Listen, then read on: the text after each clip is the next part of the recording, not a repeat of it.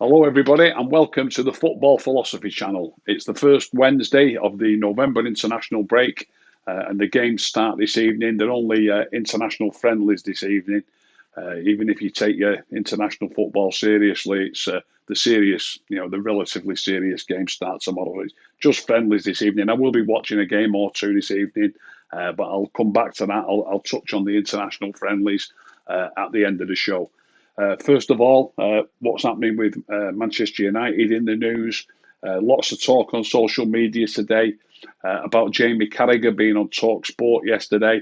Apparently on Talk Sport yesterday, he said that there's no room for Bruno Fernandes and Paul Pogba in the same team, and he was saying that Paul Pogba's going to have real difficulty getting back in the team. One of the things he mentioned, which I'm going to speak about, he said that they're not disciplined enough, apparently. Also, I'm reading on social media this morning. Just very quickly, because I've spoke about this on a few shows before. Depending on what formation you're playing, or I should say, whichever formation you're playing, I don't think there is room for both Bruno Fernandes and Paul Pogba in midfield, or in the team, I should say. If you're playing 4-4-2, I believe that your two central midfield players have both got to be players that treat their defensive work as seriously as they treat their creative work, or they take it as seriously, and that they are more disciplined defensively. Jamie Carragher's used the word disciplined. I'll come back to that because I don't think it's a fair criticism of them both or of either of them, which I'll mention at the end of this little segment. But if you're playing in 4-4-2, I believe the two central midfield players have got to be more defensive minded than attack minded, and that leaves room for a number 10 perhaps if you're playing in 4-4-2, and both Bruno or Pogba could play in a number 10 role, so there's only room for one of them in that format. If you're playing, as gets spoken about a lot these days, 4-2-3-1, obviously your two have got to be defensive-minded players or more defensive-minded players, and then in the three, it's got to work that two of them are more naturally wide players. Those two of the three have got to be wide players, and then your central one is your attacking midfield player. And again, that is the one position for me that Bruno and Pogba would be fighting for, if you like. I don't like 4-3-3 in any way, shape, or form. United were playing that when it was going badly wrong at the beginning of the season. We had Greenwood, Marshall, and Rashford playing as three forwards. It's too many forwards to start with, but then if you're going to play like that, your midfield three has got to include two defensive-minded midfield players, and then only one who's more offensive-minded, more creative, if you like. So again, there's only one position in that team for Bruno and Pogba to fight over, if you like. So I do agree with Jamie Carragher in that respect.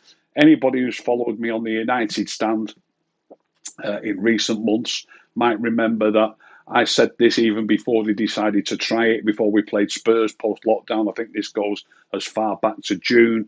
I was saying this in June. It's a bit easier for Jamie Carragher to say it now that it's gone badly wrong a few times, and now that Pogba's not getting his place in the team. But as I say, I said in June that it wouldn't work, and it hasn't really worked, despite a little bit of success to start with. It's soon gone backwards. Just on a little thing on about Jamie criticising the two players, if it is a criticism, and I think it is a criticism, saying that they're not disciplined enough. I don't think if it is a criticism, I don't think it's a fair criticism. They're both attacking players, they're both creative players, and they both like to play as a number 10 or as an attacking midfield player. So whenever we lose the ball, they do get back behind the ball. But what you've got to imagine is when you're an attacking player, if you happen to get up towards the edge of their box, or you're within 10 yards of their box, the opposition's box, if they get a quick breakaway, it's not always that one of the players that's near you is actually running forward with the ball. They sometimes play the ball forward quickly to a striker or maybe to a winger, and you're 20 yards behind the play. So catching that play up isn't as easy as you think it might. Obviously, they're coming back, so you literally can't be up the field 1 minute, and then when the team come on the break against you, being behind the ball in the same instance. You can't be. So you're an attacking player, you're a creative player, you want to get forward. Now and again, you are going to get caught ahead of the ball. That's why you can only have one of those players in the team. You can't have too many players caught ahead of the ball when they break on you. It's not indiscipline, it's just the natural way that they play the game. And it's the obvious reason as to why, to me, it's obvious. It's the obvious reason why you can't have more than one. The likelihood is, despite the fact that you think you might score more goals by having more creative players in the team, players who like to be ahead of the ball and getting forward, I think you're also more likely to concede more goals playing like that. Which the proof was in the pudding. This was happening at the beginning of the season when we only played with one defensive midfield player and two attacking midfield players. So I do agree with Jamie in one respect, in that it doesn't work with both of them in the team. I don't think it's fair to say that they're indisciplined players. Neither of them are indisciplined players. They're just attacking players, creative players who play the game in their natural manner. And that's that on that. It does lead me nicely though into something that the Manchester Evening News have done. I've been reading this morning, and the Manchester Evening News have given their ratings to the players for the season so far. They've done this obviously because it's the international break and they need a bit of space filler, I suppose. So they've given their ratings, and I noticed in the midfield players, this links really back to what I was just talking about Carragher saying about Bruno and Pogba not fitting into the same team. United's results have improved dramatically since Ollie. Basically, he's dropped Pogba. I know he gets the odd start. It's not because he's dropped Pogba that the results have improved. It's because he started to play with two defensive-minded midfield players, or in my mind, what I call them, proper midfield players. A proper midfield player is a player who takes his defensive duties equally as seriously as his attacking duties, if not more so. So Ollie, after the terrible game against Spurs when we got beat 6-1, ever since that day, he's been playing with two defensive midfield players, or as I say, proper midfield players, usually McTominay and Fred. So the Manchester Evening News have given, by the way, just before I say this, I've been saying ever since before that game, when we was playing with only one defensive midfield player, my favourite is Matic, but two of these three players have got to play. This is on the United stand. I must have said it a dozen times. Two of McTominay, Fred and Matic have to play. And what the Manchester Evening News have done, they've given Matic 5 out of 10 for his season so far. They've given McTominay 6 out of 10, and they've given Fred 7 out of 10. Next to Matic's name, it says he hasn't been trusted with a regular starting role that he got post-lockdown, and it showed the reason why with a couple of poor displays. It says. So let's just have a quick look at the games that we've played since and including that Spurs game, because it was after that game that Ollie changed it to starting to play with two of these three players. We got beat 6-1 by Spurs, and only Matic played in that game. It was after that, out of the three players that need to play, two of these three players need to play. Against Spurs, only Matic played. So he then changed it, decided to go a little bit more defensively, more sensible really, not defensively, just sensible. You can't have so many attacking players in your team. So he went more sensible against Newcastle. It was McTominay and Fred. We had a good win, 4-1. Then against PSG, it was McTominay and Fred. We had a good win, 2-1. Then Chelsea, it was McTominay and Fred. We drew 0-0. At the time, a lot of people were complaining about that. I don't think a 0-0 draw with Chelsea is absolutely the end of the world, to be honest. But it was McTominay and Fred against Chelsea. Then we played Leipzig. He gave Matic a game against Leipzig. Now, bear in mind, Matic's previous start was against Spurs, but he was the only one of these three players against Spurs. Against Leipzig, Matic was partnered by Fred. People said it was a diamond. That might be the case, but Fred is still more defensive-minded. It wouldn't have gone as well if it was another attack-minded player who was playing fairly close to Matic on the field.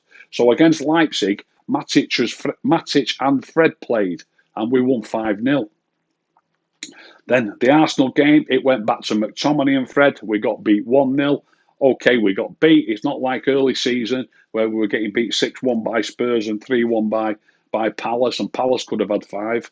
Against Arsenal, it was a tight game, and we got beat 1-0. Then we go to Istanbul, and for whatever reason, Ollie decides to go in with one of the three players. So Matic plays in Istanbul, and we get beat 2-1. Then we go to Goodison, and it's McTominay and Fred again, and again we have a win.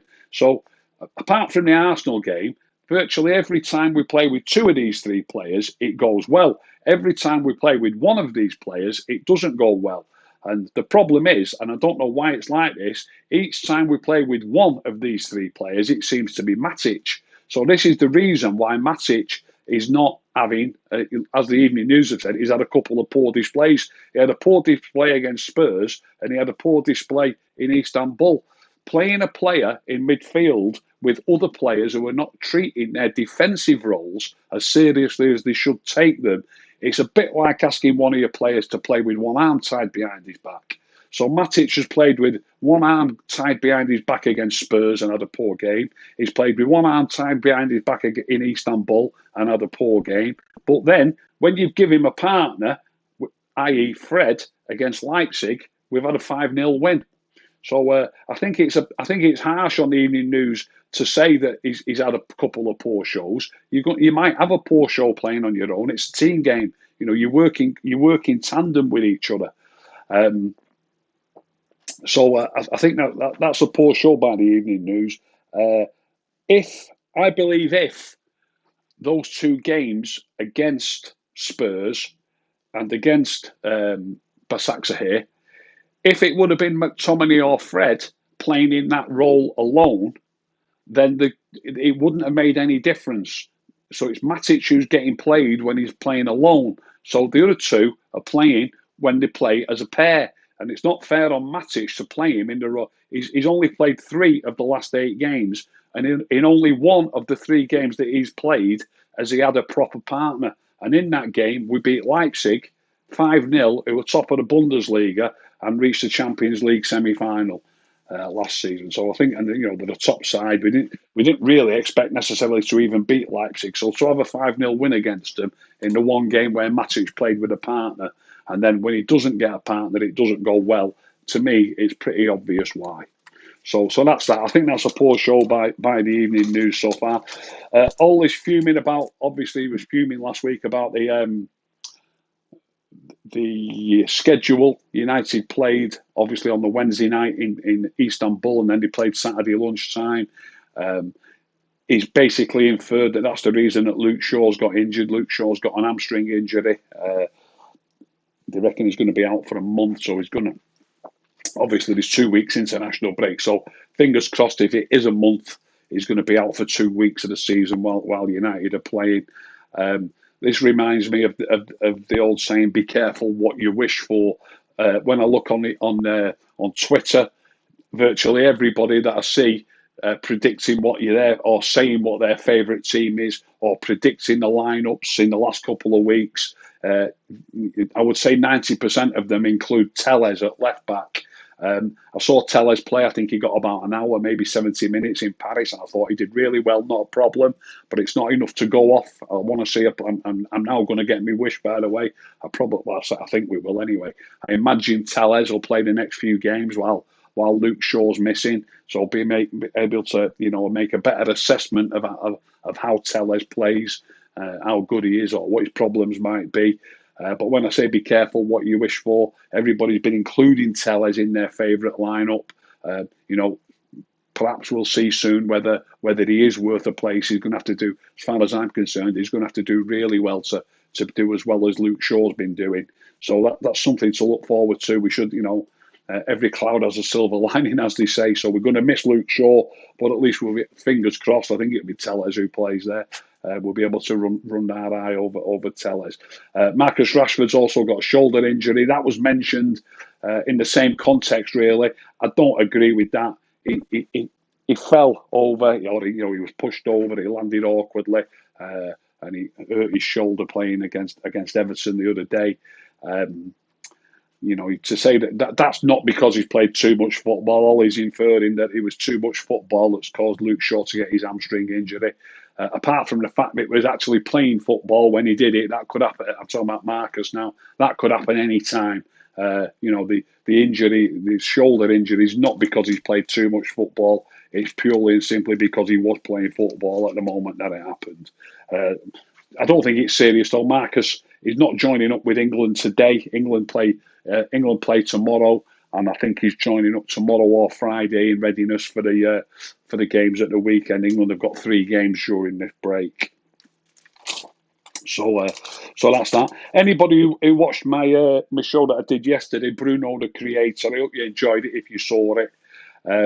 I've had a couple of people saying different things to me about it and saying that I'm going over the top, saying that he needs to stop trying the difficult passes or the risk. That's the word that they use mostly, risky.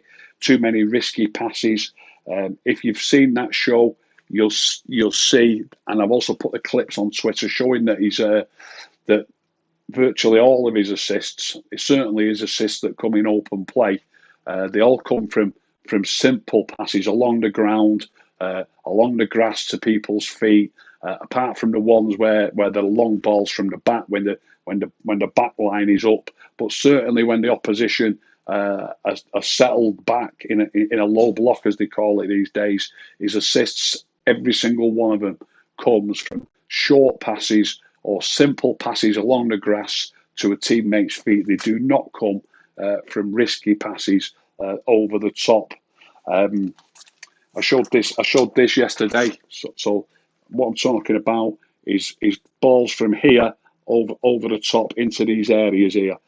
He's got to aim for that little yellow area. It's a difficult ball to achieve, and that's why it hasn't come off yet. We haven't got an assist yet from a ball over the top. So what was suggested to me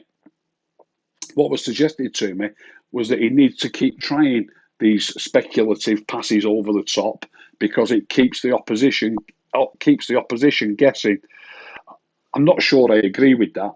The reason I don't agree with it, 2 or 3 different reasons really. If you look at the assists that I've put on Twitter, Anthony Marshall, he passes the ball to Marshall on the left wing twice. He passes a ball to Greenwood, who's outside the box, and it's a square pass from inside right to inside left.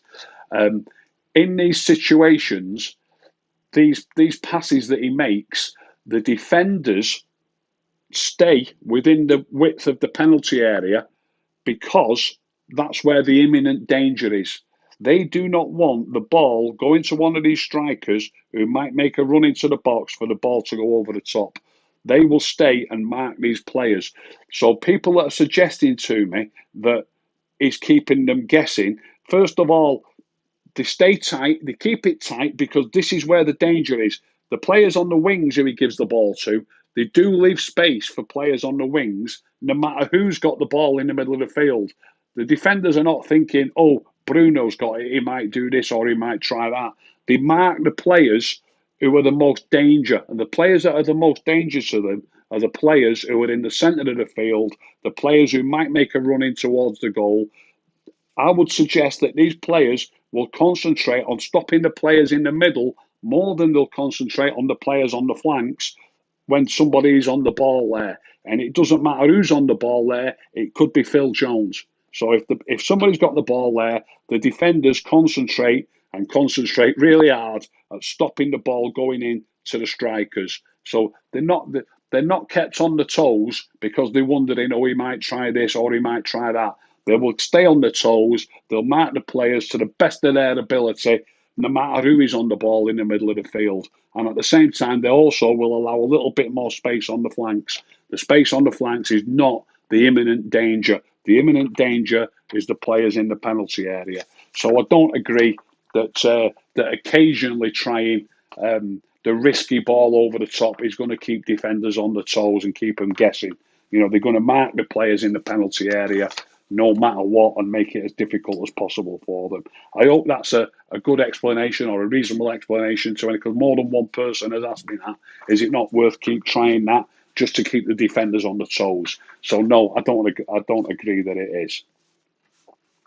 So that's about it on the United side of it. As I say, it's international football tonight.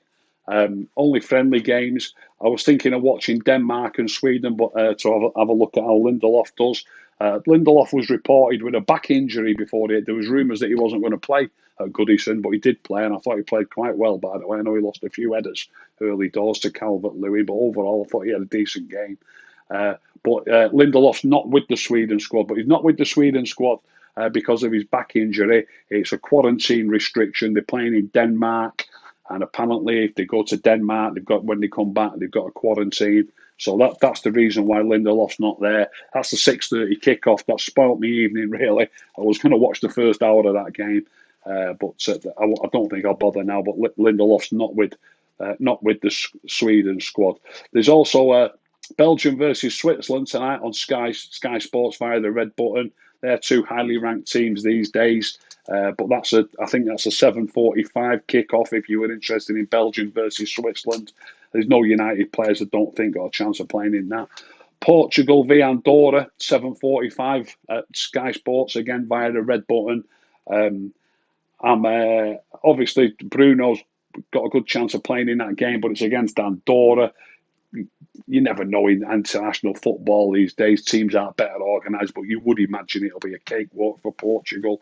So that's not for me really. Portugal v Andorra at 8:10, you've got France v Finland. You used to say things about that, like that about Finland, but Finland are a lot better organised these days. They've been an half reasonable side for a while. I still expect France to beat them comfortably. I don't know what the starting lineup's going to be.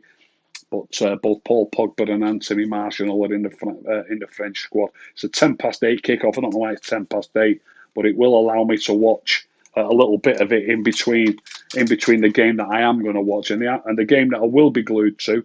According to Sky Sports News this morning, Van der Beek, I don't know how they know already, whether they've announced it, but apparently Van der Beek starts for the Netherlands. It's only a friendly, but it's Netherlands versus Spain. Two of the highest ranked nations in obviously in international football. It could be a really good game anyway, but I'll be really interested to see what position. There's quite a lot of talk on Twitter today about Van der Beek. Can he play on the right? He was used really as Matic's partner, as we were just discussing, by the way, over in Turkey last week. But again, he's an attack-minded player. He likes to get forward. So Matic didn't really have a proper partner like Fred or McTominay. But Van der Beek will play for the Netherlands tonight, or so Sky Sports say. So I'll be glued to that. That's at 7:45, and I'll be able to have a good look at Van der Beek and see what position he plays in tonight for the Dutch team. So that's it for today.